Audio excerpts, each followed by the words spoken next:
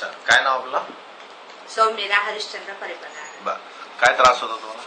कशा करता आले होते तुम्ही? तळ हाताला भेगा पडणे आणि तळ हात आणि तळ पायांना भेगा पडत होत्या आणि त्यातनं रक्त वगैरे येत होतं. तळ हात आणि तळ पायामध्ये भेगा पडत होत्या, हा. रक्त निघत होतं. हो. तळ हात आणि तळ पाय. हा. बर. मग काय उपचार केला तुम्ही? मी अगोदर बरेच उपचार केले पण मला काही बरं वाटलं नाही. बर. ॲलोपॅथी आयुर्वेदिक सगळं घेतलं हा होतं? ॲलोपॅथिक केलं. काहीच 2 वर्ष केले ट्रीटमेंट, काहीच बरं नाही वाटलं. काही बरं नाही वाटलं. आणि आपल्या इथे औषध केव्हा घेतलं तुम्ही? 10 मध्ये आले.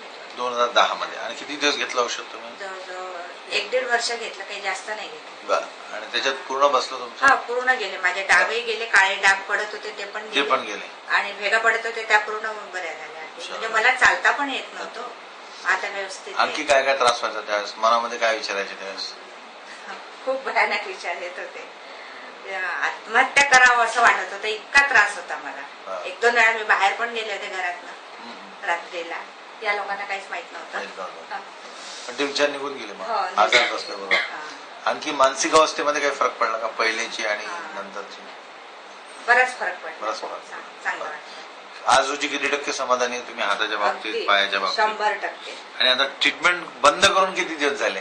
ते जवळजवळ 1 वर्ष जास्त होऊन गेलं. 1 वर्ष जास्त मिळालं. होमिओपॅथी बद्दल काय सांगायचं?